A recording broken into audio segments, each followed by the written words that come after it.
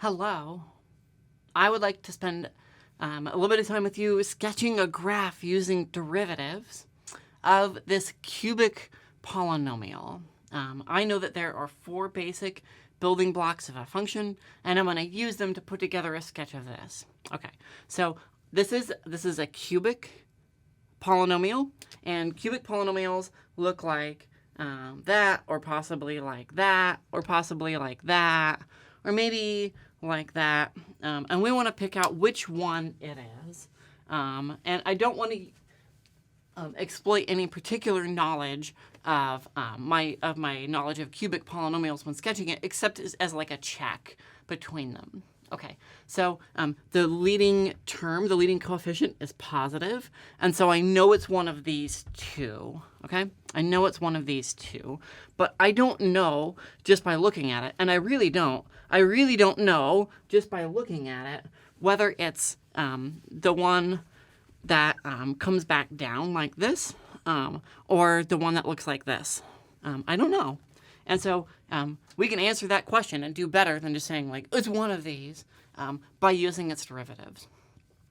Our first step when sketching a graph using derivatives is I need to find my intervals. Okay, I need to find my intervals.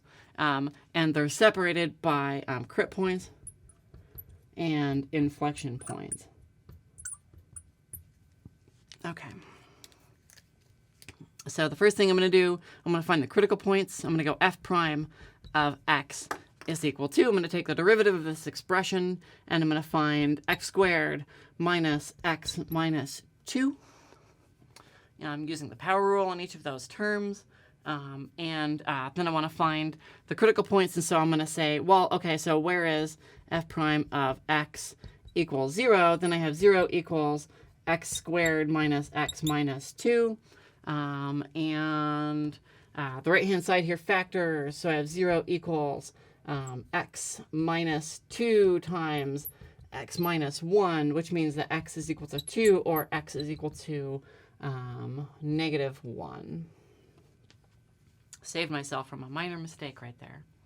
Okay, so so these things take my interval from minus infinity to infinity, and I've got critical points at negative 1 and 2. Okay. So how about I put those in little yellow squares to indicate that those are my critical points. So critical points are in yellow squares, or whatever color you're parsing that as. The marker looks yellow. I also need to do the inflection points, so I need to solve f double prime.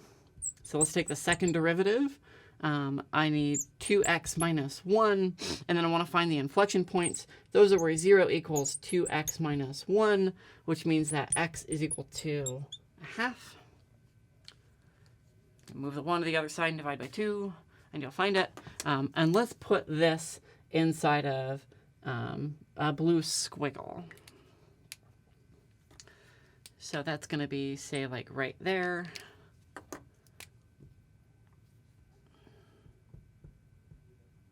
And I've got that in a squiggle. I think I actually want to move my negative 1 and 2 up, because I like to do concave up, concave down, and increasing, decreasing above and below the axis, because to me that really helps. That really helps me organize my thoughts. So while I started having them below like that, I think that we should move them above as a mnemonic device to help us conduct this correctly.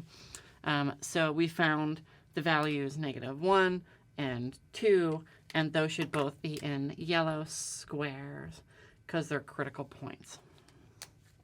Okay.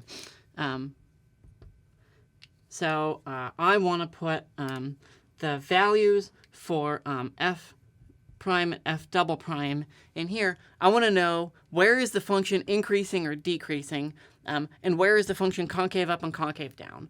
So I know that the polynomial, the function is going to go from increasing to decreasing across these things right here. And that's the only place. And so I just need to evaluate my derivatives, my first and second derivatives, in between in these intervals in order to find out whether increasing, decreasing, or concave up and concave down. I'm going to go a step further in my mnemonic device and put my hashes just spanning on that 1/2 of the number line to indicate that f prime is partitioned at -1 and 2. F double prime is going to be partitioned at 1/2. So I'm going to do a little bit of work over here. I wish I had infinite board space, but I don't. So I'm just going to keep my expression for f prime, and the work that I did to find that critical point is going to go away. That's just fine. And so my second step, I'm going to write down the name of my second step in just a second here. My second step is going to be able to classify my intervals as increasing, decreasing, or concave up, concave down. Okay, so increasing comes from this. Let's choose some convenient numbers that come from this. I think a convenient number out here is 3. I think a convenient number in here is 0. And I think a convenient number out here is -2. I think a convenient number, 0 is over here. I think a convenient number here is also 0. And I think a convenient number over here is 1. So I'm choosing convenient numbers because I'm going to evaluate my first and second derivatives at those convenient numbers. So f prime at -2 is equal to -2 squared minus -2 minus 2. Let's let those double negatives turn into a positive. Okay, so these two right here cancel, and I get 4. Okay, cool. So that means that over here, we find that the function f prime is positive, so it's increasing. Now the question is, between here, is it increasing or decreasing? This is going to be the thing that really picks out the difference between those two. Okay, so I'm gonna test at 0 because 0 is between -1 and 2. It's just a convenient number between -1 and 2. F prime at 0 is equal to -2. That's negative, which means that at that value, and this interval, my function is decreasing. And then out here at 3, f prime of 3 is equal to, I'm going to evaluate this polynomial. I have 9 minus 3 plus -2. 9 minus 5 is equal to 4. And that means that out here at 3, f prime is positive and my function is increasing. So I'll go back and annotate this a little bit more in just a second here. Okay. So we classified increasing, decreasing by using f prime with convenient points chosen inside the intervals defined by the critical points. The next thing that we need to do is to classify as concave up, concave down. I have chosen convenient points inside the interval from -infinity to 1/2 and 1/2 to positive infinity. Those convenient points are 0 and 1. I'm going to evaluate f double prime at 0 is equal to -1, which means that my second derivative is negative. Erase that convenience number, and then I need to know f double prime at 1 is equal to 2 minus 1 equals 1, and so it's positive over here. F double prime is positive from 1/2 to infinity. So we're going to grab from the 4 basic building blocks. So I'm going to go ahead and repeat the signs on the intervals as I bring them back to both sides right here, okay? Because the behavior is defined by both f prime and f double prime. And so I need to know the sign on each of those intervals. So it's minus, minus, and then over here, it's plus, plus, and I'm going to put another minus right there. Okay, so I have, for each of the intervals defined by these ticks, I know what block to grab. Okay. So increasing, decreasing, decreasing, increasing, concave down, concave down, concave up, concave up.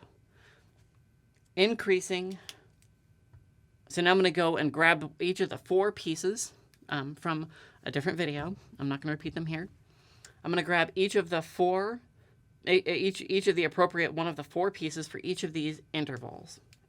So on this interval, the function is increasing and concave down, increasing, concave down.